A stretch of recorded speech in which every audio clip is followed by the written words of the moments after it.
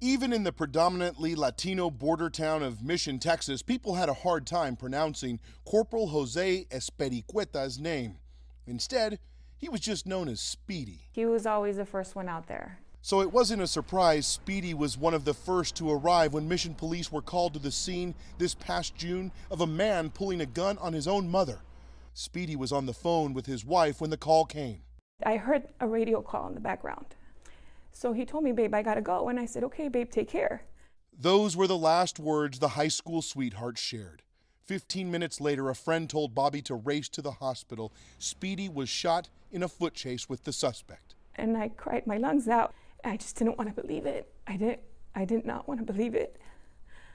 But the doctor did come out and say that he had passed. And I was just in shock. I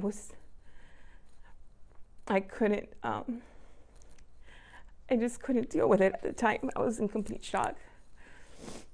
Officer Javier Lara was one of Speedy's best friends. A week before the shooting, they shared haunting text messages, a pact that if anything happened, they would take care of each other's families.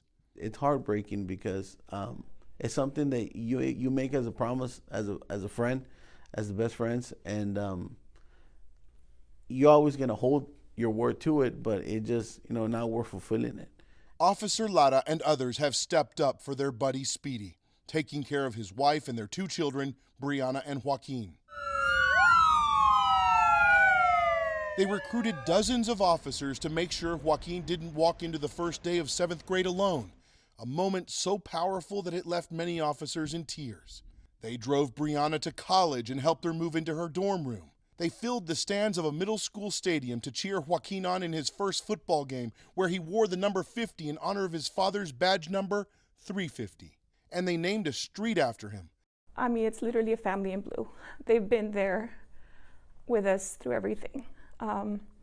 They're trying to normalize our life as much as possible. So you guys excited to go to the game? Yeah, super excited.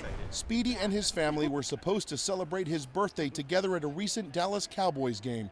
It was his favorite team, but it was his brothers in blue who brought the family instead. We get to honor and share it with my husband in spirit. I know he's here. I've had so many signs, it's unbelievable. I'm just very thankful, very thankful. The Dallas Cowboys might be known as America's team, but these officers are Speedy's team. Thank you. Ed Lavendera, CNN, Mission, Texas.